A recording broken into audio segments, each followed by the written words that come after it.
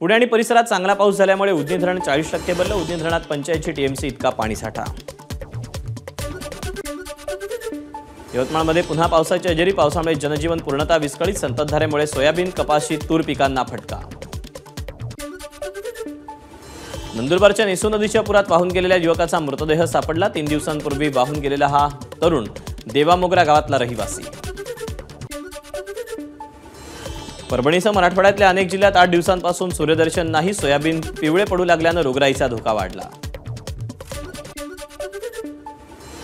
नायगाव तालुक्यात हुस्सा गावात रस्त्यावर चिखलाचं साम्राज्य। शाळकरी विद्यार्थ्यांसह ग्रामस्थांची मोठी अडचण। कोल्हापूरच्या सनगर तालुक्यातील करंजगाव आणि आजूबाजूच्या अनेक गावात पावसामुळे गेले 8 दिवस बत्ती गुल। विजेचे खांबही कोसळले। महावितरणच्या कर्मचाऱ्यांनी कमरेवर पाण्यात जाऊन खांब उभे केले।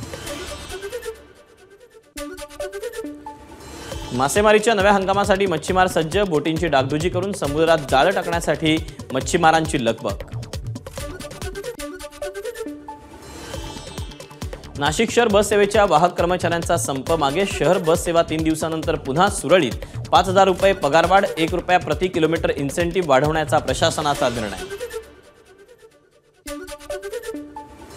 हिंगणघाटमधील दिव्यांगांना म्हाडाची घरं द्या। सामाजिक कार्यकर्त्यांचं दिव्यांग बांधवांची मागणी।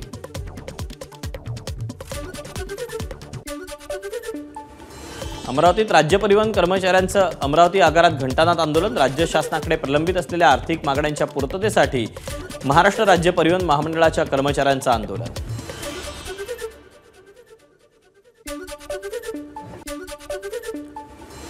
बुलढाण्याच्या मेहकरमध्ये शेतकरी नेते रविकांत तुपकर यांच्या नेतृत्वात मोर्चाचं आयोजन। गेल्या वर्षीचा पीक विमा आणि नुकसान भरपाई मिळेल यासह विविध मागण्यांसाठी तहसील कार्यालयावर मोर्चा।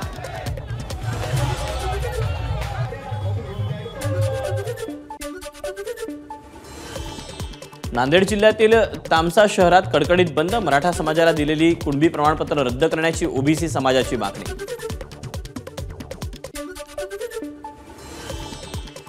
अहमदनगर शहरातील विजेच्या लपंडावाविरोधात ठाकरे गटाच्या वतीनं महावितरण कार्यालयामध्ये ठिय्या।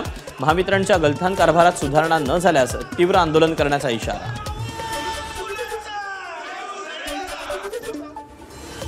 अहमदनगरमध्ये आशा आणि गटप्रवर्तक संघटना आयटकच्या वतीनं विविध मागण्यांसाठी जिल्हा परिषदेवर आक्रोश मोर्चा।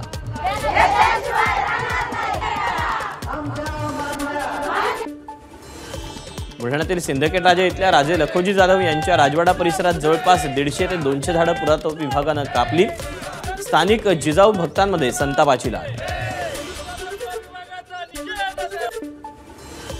परभणीच्या पालम तालुक्यातील शेतकऱ्यांचं पाण्यासाठी तांदुळवाडीच्या तलावात आंदोलन।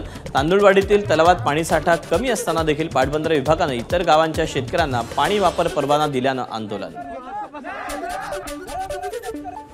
मुंबई गोवा राष्ट्रीय महामार्गावर खड्डे बुजवण्याचं काम सुरू। मंत्री रवींद्र चव्हाण यांनी मुंबई गोवा महामार्गासंदर्भात बांधकाम विभागाला दिली होती डेडलाईन। मोबाईल गेममधील टास्क पूर्ण करताना 15 वर्षाच्या मुलानं घेतली 14व्या मजल्यावरून उडी। पिंपरीतील किवळे भागातली धक्कादायक घटना। मुलाचा जागीच मृत्यू। पालघरच्या वाडा तालुक्यातील खानिवलीमध्ये एका घरात 2 आठवड्यांपूर्वी दरोडा टाकणाऱ्या 6 जणांना पोलिसांकडून अटक। अहमदनगर छत्रपती संभाजीनगर महामार्गावर विचित्र अपघात। एका ट्रकनं 10 ते 12 चारचाकी आणि दुचाकी वाहनांना उडवलं। अपघातात अंदाजे 15 ते 16 जण जखमी। एबीपी माझा, उघडा डोळे बघा नीट।